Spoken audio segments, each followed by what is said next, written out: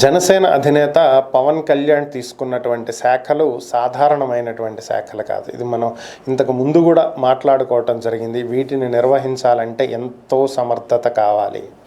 So ఇప్పుడు దాని మీదే పవన్ కళ్యాణ్ దృష్టి పెట్టడం జరిగింది. చంద్రబాబుతో మాట్లాడి ఆయనకు కావలసినటువంటి ఒక ఐఏఎస్ను ఏరి కోరి కేరళ నుంచి తెప్పించుకోబోతున్నారు అనేది ప్రస్తుతం మన దగ్గర ఉన్నటువంటి సమాచారం. ప్రజెంట్ త్రిశూర్ జిల్లా కలెక్టర్గా పనిచేస్తున్నటువంటి కృష్ణతేజను ఏపీకి పిలిపించబోతున్నారు. డిప్యుటేషన్ మీద ఆయన్ను పవన్ కళ్యాణ్ ఫేషీలో నియమించబోతున్నారు అనేది మనకున్నటువంటి సమాచారం. మరి ఈ కృష్ణతేజ ఎవరు, అంత ప్రాధాన్యత ఎందుకు, ఆయన్ని ఏరి కోరి కేరళ నుంచి ఎందుకు తెప్పిస్తున్నారు అంటే, ఇతను ఏపీకి చెందినటువంటి వ్యక్తే. ప్రస్తుత పల్నాడు జిల్లా, గతంలో గుంటూరు జిల్లా చిలకలూరుపేట నుంచి ఆయన సివిల్స్కి రాయటం జరిగింది. 66వ ర్యాంక్ సాధించినటువంటి వ్యక్తి. ఫస్ట్ పోస్టింగ్గా అలప్పి సబ్ కలెక్టర్గా అక్కడ కేరళలో ఆయన పోస్టింగ్ అవ్వటం జరిగింది.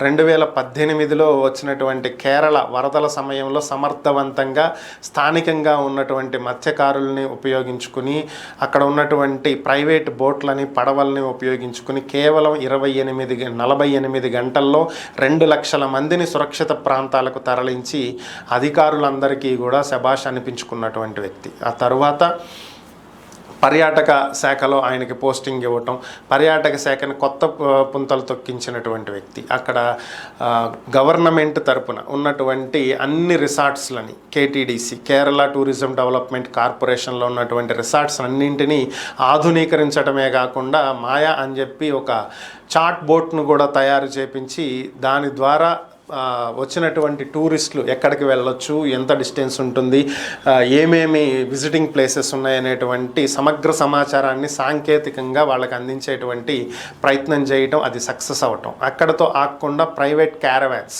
మీ ఫ్యామిలీతో రండి, మినీ క్యారవాన్ తీసుకోండి, కేరళలో ఎక్కడి నుంచి ఎక్కడికైనా క్యారవాన్లో తిరగండి.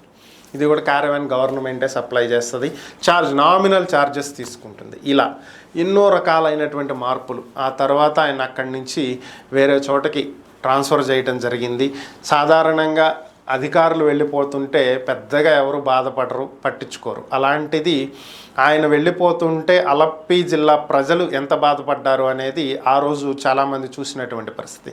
ఆ తర్వాత మళ్ళీ రిటర్న్ అలప్పికి రావటం, కరోనా సమయంలో స్వయంగా ఆయన రంగంలోకి దిగి ఎంతోమందికి నిత్యావసర సరుకులు, కిట్లు, శానిటైజర్ లాంటివి సప్లై చేయటం, కరోనాని అరికట్టడంలో ఆ పర్టిక్యులర్ జిల్లాలో ఆయన చూపించినటువంటి చొరవ, ఇలా ఎన్నో విషయాల్లో తనకంటూ ఒక ముద్ర వేసుకున్నటువంటి వ్యక్తి. అలాగే రిసార్ట్ మాఫియాని అంతమొందించినటువంటి వ్యక్తి. రిసార్ట్ల పేరుతోటి ఒక మనకి ఇక్కడ విజయవాడలో భవానీ ఐలాండ్ ఎలా ఉంటుందో అలాగే కేరళ దగ్గర కూడా ఒక ఐలాండ్, దాంట్లో 3 ఎకరాలకి పర్మిషన్ తీసుకుని 10 ఎకరాల్లో రిసార్ట్స్ కట్టేసి అడిగిన వాళ్ళని బెదిరిస్తూ, అడ్డం వచ్చిన వాళ్ళని అడ్డంగా తొక్కేసుకుంటూ వెళ్తున్నటువంటి ఒక మాఫియాకి అడ్డు వెళ్ళి మొత్తం అన్నింటినీ కూడా ఒక రాజసౌధాల్లాగా నిర్మించినటువంటి రిసార్ట్లని ప్రొక్లైన్లతో పీకించేసినటువంటి వ్యక్తి, జేసీబీలతో తొక్కించేసినటువంటి వ్యక్తి. న్యాయంగా, ధర్మంగా, ఏది కరెక్టు, చట్టపరంగా, రూల్స్ ప్రకారంగా ఏదైతే అదే చేస్తా, ఎవరి ప్రలోభాలకి లొంగను అనేటువంటి వ్యక్తి కృష్ణతేజ. సో ఇప్పుడు ఆయన్నే ఏరి కోరి పవన్ కళ్యాణ్ తన పేషీకి పిలిపించుకుంటున్నట్లుగా తెలుస్తుంది. ఇప్పటికే ఒకసారి కృష్ణతేజ ఏపీకి వచ్చి చంద్రబాబు నాయుడిని కలిసి వెళ్ళినట్లుగా తెలుస్తుంది పవన్ ఆహ్వానం మేరకు. సో కేంద్రంతో మాట్లాడి డిప్యుటేషన్ మీద ఆయన ఏపీకి రప్పించటమే ఇక మిగిలింది. త్వరలోనే అది జరగబోతుంది అనేది ప్రస్తుతం మనకున్నటువంటి సమాచారం.